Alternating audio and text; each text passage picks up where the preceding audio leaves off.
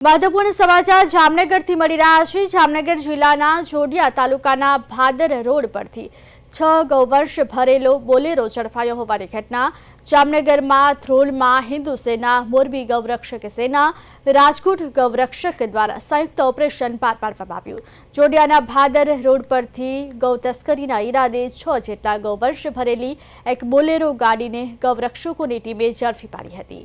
ઝડપાયેલા ગૌવંશને સુરક્ષિત રીતે બચાવી લેવાયા છે। કાયદેસરની કાર્યવાહી પણ હાથ ધરવામાં આવી છે। ત્યારે 6 ગૌવંશ ભરેલી બોલેરો ઝડપાઈ હોવાના સમાચાર ગૌરક્ષકોની સંયુક્ત ટીમે કાર્યવાહી કરી હતી। ગૌ તસ્કરોનો પ્રયાસ નિષ્ફળ કરાયો છે। ત્યારે જામનગરમાં જકે ગૌરક્ષકોની સંયુક્ત ટીમે કાર્યવાહી કરી હતી ત્યારે ગૌ તસ્કરોના પ્રયાસને નિષ્ફળ કરવામાં આવ્યો છે। જોકે વધુ વિગત સાથે અમારા સંવાદદાતા સાગર સંઘાણી જોડાઈ ગયા છે। જી સાગર, ગૌવંશનો જથ્થો ઝડપાયો છે, શું છે વધુ વિગત? યુરિસા, ચોક્કસ વાત કરવામાં આવે જામનગર જિલ્લાના જોડિયા તાલુકાના જે ભાદરા પાસેથી એક જે બોલેરો કાર હતી જે 6 ગૌવંશ ભરી અને જતી હતી, ત્યારમાં જે હિન્દુ સેનાના સંયુક્ત ઓપરેશનથી જે બોલેરો કાર છે તેમાંથી 6 ગૌવંશને પકડી પાડવામાં આવે છે અને જે આરોપી છે તેમને પણ પકડી પાડવામાં આવેલું હતું। જે ઉપરાંત તેમના હિન્દુ સેનાના ધ્રોલ, મોરબી તેમજ રાજકોટના ગૌરક્ષક દ્વારા સંયુક્ત ઓપરેશન પાર પાડવામાં આવ્યું હતું ને જે 6 ગૌવંશ છે તેમને મુક્ત કરવામાં આવેલું હતું ને જે આરોપી છે તેમને પોલીસ હવાલે કરીને આગળની કાર્યવાહી હાથ ધરવામાં આવી છે।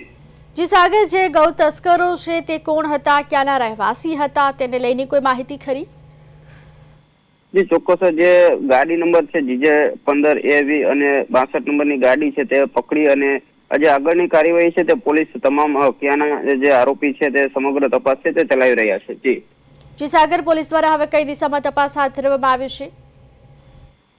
જી, આ ગાડી કઈ જગ્યાએથી આવતી હતી અને કઈ જગ્યાએ લઈ જવામાં આવતી તે તમામ પ્રકારના જે માહિતી છે તે પોલીસ એકત્રિત કરવામાં આવી રહી છે અને હાલ જે પ્રકારે જે આરોપી છે તેમની પણ પોલીસ દ્વારા સઘન પૂછપરછ કરી અને જે પ્રકારની ક્યાંથી લઈ જવાના સમગ્ર જે માહિતી છે પોલીસ દ્વારા જે આપવામાં આવશે।